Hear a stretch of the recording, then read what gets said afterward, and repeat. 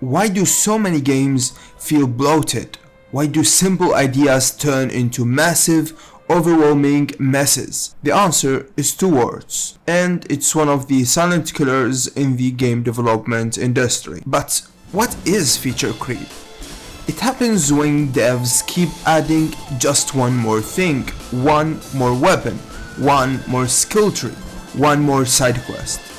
Suddenly, your tight little game becomes a Frankenstein monster of a half-finished features. Players don't see it coming, but developers feel it every small bit. And for indie titles and very small teams, it's one of the most common things to happen in game development, especially as we discussed in multiple previous videos that many people, especially independent devs and small teams, do not understand how to make an actual good pre-production plan, which is the recipe of disaster of going into feature creep, because a good pre-production plan make you don't get into such a situation.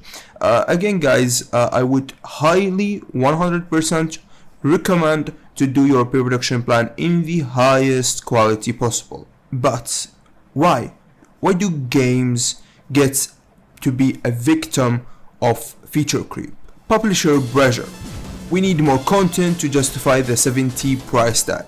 This is for bigger companies. AAA companies usually suffer from feature creep when it comes to that. Again, there's not just that we talked about how the pipelines are very outdated and very old and miserable, and actually is one of the worst things happening in the AAA industry. But one of the reasons too is the pressure of the AAA publishers. They want more features to justify the $70 tag. So yeah, that's one of the reasons that they get into feature creep. Fear of competition. For some reason, people now fear to be labeled as another game just because the gamers feel the same way about it as the other video game. Like if you make an RPG game and you do not make crafting, they fear that people will label them as something similar to Skyrim. And there's nothing wrong to make a game that is similar to a very old game, but with like new graphics, new ideas, new narrative design, stuff like that.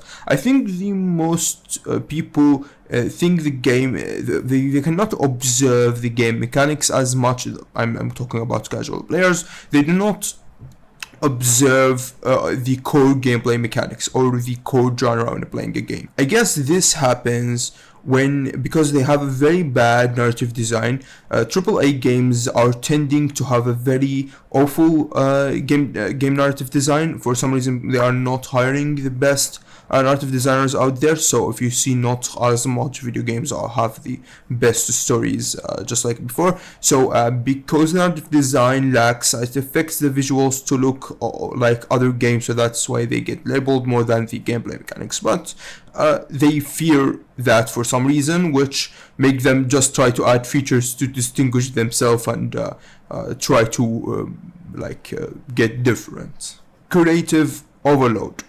They think they are too creative and they are going to make the very special mechanic. Some game devs are very arrogant and think their ideas are very, very good and actually is the new invention of the century.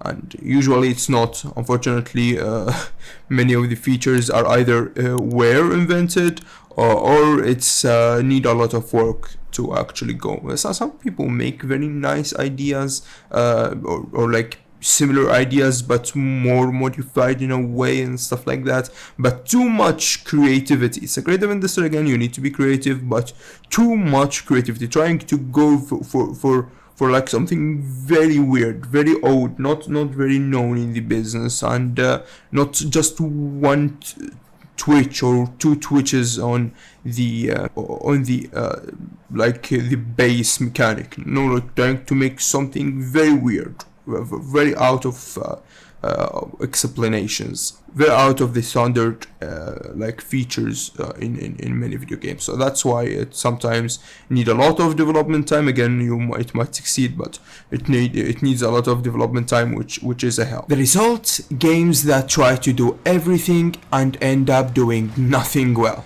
systems that does not connect, stories that lose focus, maps backed with content but an empty of meaning.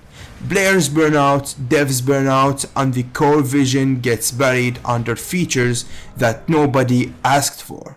The best thing you can do, and AAA good games do it to avoid feature creep, is to focus as much as you can on the game loop and have a very good and very amazing pre-production plan, because it make you again do not get into feature creep. It's one of the advantage of pre-production planning. Again, it's not like something very hard to do or a secret. It's just a phase of the whole producing game like timeline, because you have pre-production, production, and post-production. Each one of them is very important to actually have a very successful commercial game. So you need to do your pre-production plan. It's not something to neglect. Production, if you do not do the pre-production plan, is going to be a hell. For example, Hades kept combat and replayability at the center. Celeste cut entire mechanics just to sharpen its platforming. Even Silksong delayed the release for years instead of bloating the game with unfinished ideas. Great games aren't about having more, they're about doing less perfectly. So the next time you play a AAA bloated game with many features that are not very polished or very good in your opinion, share your opinion with us in the comments. What do you think made these games like this? What is the worst thing that you would like to avoid, or how would you handle feature creep for your video game? Try to share your opinion. I try to answer most of the comments in the comment section. I really appreciate you guys for watching the full video. Definitely don't forget to hit that subscribe button and that bell button. Thanks for watching, and see you in the next episode.